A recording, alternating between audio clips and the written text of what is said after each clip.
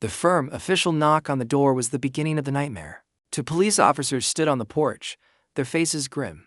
Behind them, my mother-in-law, Carol, was performing a master class in grief, dabbing her eyes with a silk handkerchief. My father-in-law, Robert, stood by her, his expression a mask of grave concern. "Sir, we've had a report of a theft," one officer stated, his gaze locking onto me. "A valuable family heirloom, a necklace." Carol let out a choke sob. "My grandmother's emeralds. They were in the safe. I just wanted to show them to our friends."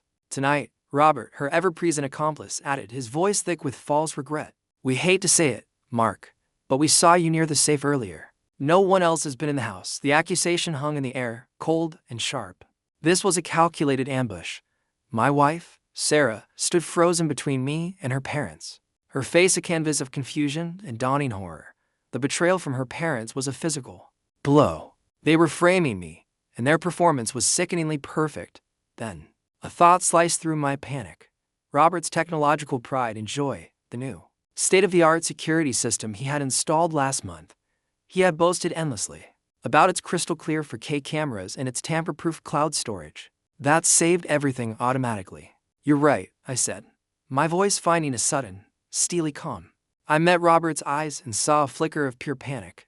"No one else has been here. And I'm certain your excellent new security system can confirm that for the officers." Carol went pale. "Oh, that old thing. It's not very reliable," she stammered, twisting her handkerchief. "It has automatic cloud backup." "Robert, you told me yourself it was impossible to delete the footage," I countered, turning to the officers. "I insist you review it. It will show you exactly what happened today." One officer, seeing the sudden shift in dynamics, pulled out a department tablet. After getting the login details from a flustered Robert, he accessed the cloud feed.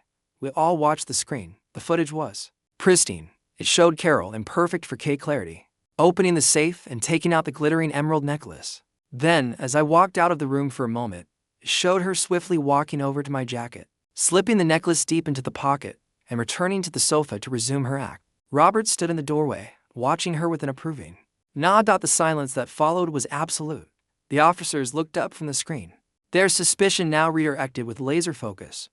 One of them unclipped his handcuffs. "Carol and Robert Harrison," the officer said, his voice devoid of any sympathy. "You are under arrest for filing a false police report and conspiracy to commit theft." As they were led away, their intricate web of lies exposed by their own vanity, Sarah stared in stunned, horrified silence. I walked over to my jacket, reached into the pocket, and pulled out the heavy emerald necklace, handing it to the officer. The camera had captured the truth they had tried so desperately to bury.